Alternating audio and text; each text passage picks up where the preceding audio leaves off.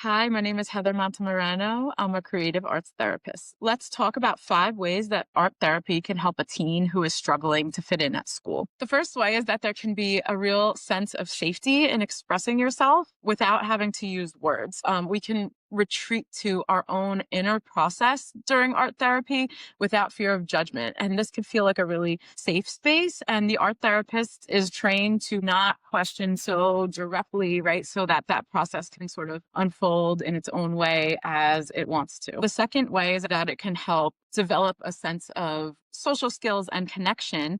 And it's sort of in this indirect kind of a way. It's not these like formal, rigid, icebreakery things, but it just sort of lets each person sort of be. And so we might be developing communication skills and active listening skills, and also challenging ourselves to show up in front of people if we're really quite full of anxiety on the inside, but it gives us a chance to develop a lot of these skills in a way that doesn't feel forceful. It helps that you're engaging in something fun and enjoyable. It can be kind of serious and deep, and it also could be playful.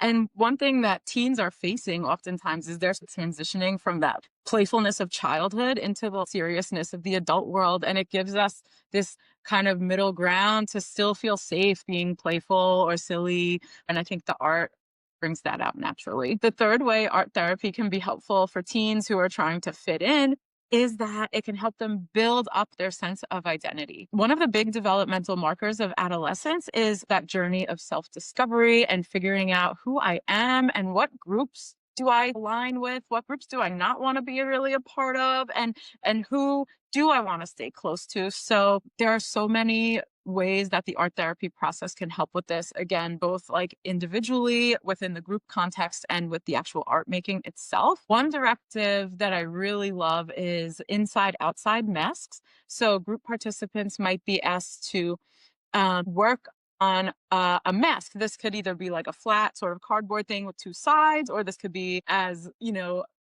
tactile as like a plaster of Paris mask that they put on their own face. It depends on what's going on in the group.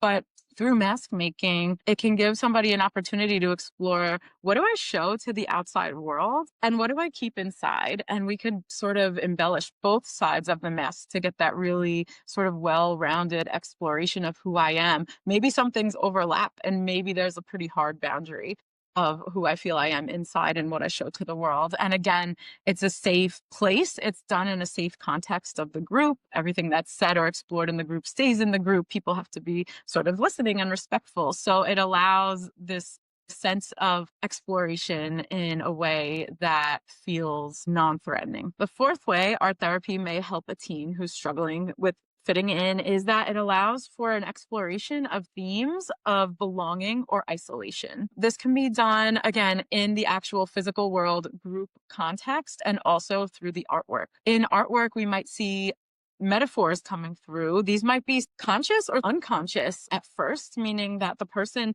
creating this piece might not even be fully aware of what's going on. But the more we like process it via art making or talking about it, that might sort of emerge and awaken this sense of knowing. So, hey, oh, now I'm aware of this. Oh, yeah, and it makes me feel this way. So we can identify the emotions around that. And then we could identify maybe ways to manage those emotions or activate energy of like, I want to do something about that.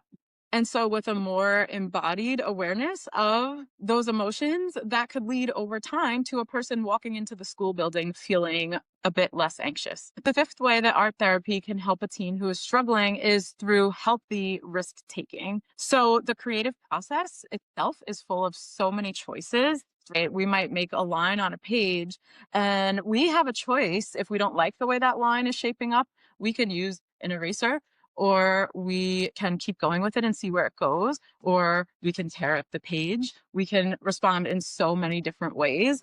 Seeing the art process itself as a way to explore safely brings a lot to the table, and it could show us, and we can reflect on, how do I move through discomfort, mistakes, hurdles, all these things that sort of maybe bring us a sense of discomfort. We can use that as almost like a mirror to see, how do I tend to respond to conflict. Do I seek support if I feel confused, or do I sit here and try and figure it out myself? And maybe within this safe space, we might even observe other people handling conflict differently and sort of get ideas or get inspired or just witness other ways of being in the world. I would say kind of countless ways within the art therapy process, how we can redefine our relationship to taking healthy risks.